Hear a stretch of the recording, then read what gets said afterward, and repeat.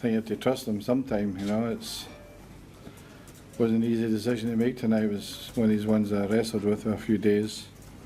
But the Arsenal result forced the situation, and I think there was emotional tiredness on Sunday, and these European games can do that to you. So I had to make that decision with a 2-goal lead. If it had been a tight game, if there was a tight result for the last game, there's no way I could have done it. With a 2-goal lead, there was just enough leeway to do it. How do you grip this time to face Barcelona? Learn some tricks from last time? Well, we were the favourites the last time.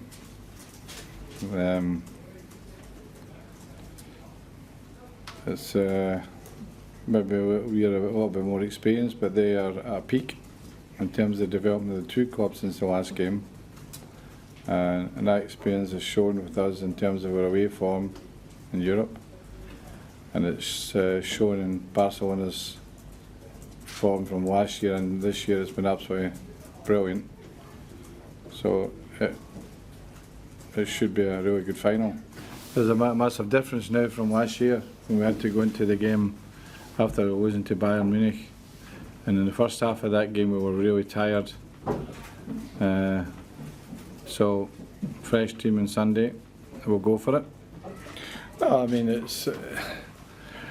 don't think we should be going there with lacking in confidence. I think their form has been in Europe has been very good this season.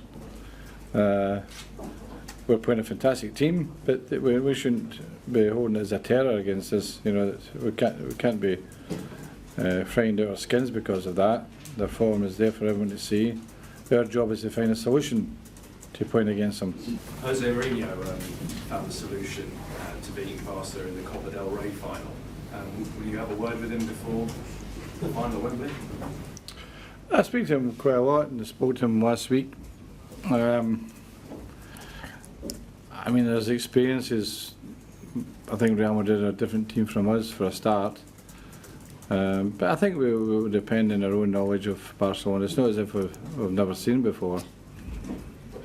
We have watched them many times this season. And but you know, the experience Real Madrid have, and from Jose's angle, yeah, you always take information from it like that because he's very helpful that way. No, I wish it was Brecon City or something like that. To be honest with you, no disrespect to Brecon City, I love that wee club.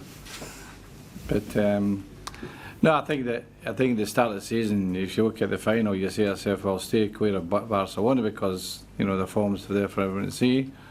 You know, we have done our job well. You know that our away form has been terrific. We found a good way of playing away from home. Wembley is not an away game, of course. It's a neutral ground, but I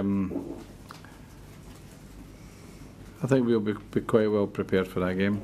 Do you buy into any of Mourinho's conspiracy theories about Barcelona? Well, at this moment in time, I don't think that becomes an issue with us. You know, I think that a final at Wembley should represent the qualities and history and traditions of both clubs. It was a different set of conditions with Real Madrid and Barcelona because of the tribalism from involved with two clubs and the history of the both clubs in Spain. Have always been the two biggest clubs in Spain, and therefore the rivalry is intense, and many things happened in both games that you say to yourself, well, you know, you hope it doesn't happen at Wembley. Certainly, we think it should be a good final. The one advantage we've got tonight is that we've no players missing for the final. In the last final in Rome, we missed Darren Fletcher. In '99, we missed Keane and Scholes. We don't have anyone missing, and that's an advantage.